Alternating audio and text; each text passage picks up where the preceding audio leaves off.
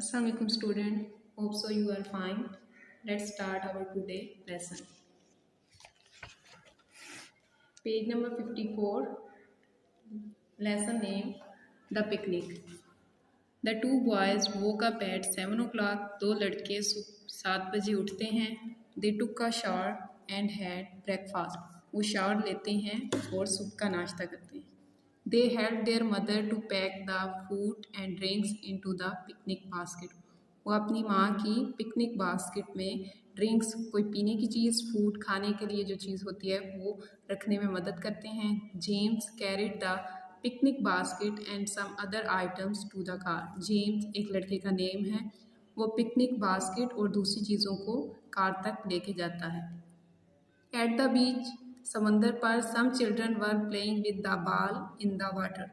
कुछ बच्चे जो हैं वो पानी में गेंद के साथ खेल रहे थे. The two boys change to their swimming trunks. दोनों लड़के अपने स्विमिंग ट्रंक्स, स्विम करने के लिए जो लिबास यूज़ होता है वो पहनते हैं. And dived into the water, और पानी में जंप करते हैं. डाइव्ड गोता लगाना, ये जंप करना. दे वर गुड स्विमर, वो बहुत अच्छे स्विमर्स हैं. And they enjoyed swimming and splashing in the water, और वो पानी में तैरना और उसके साथ खेलना पसंद करते हैं. Their parents sat on the big mat and sunbath. उनके वालिदैन एक बड़े मैट पर बैठे और सूरज की रोशनी ले रहे हैं.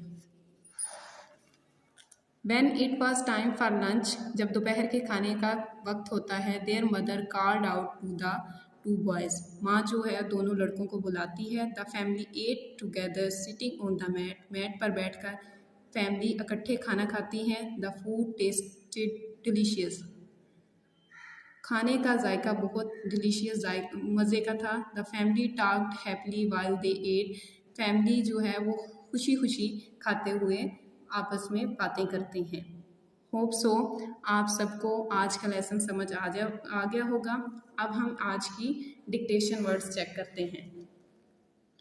Breakfast, shower, picnic, swimming, Trunks, splashing, sunbath,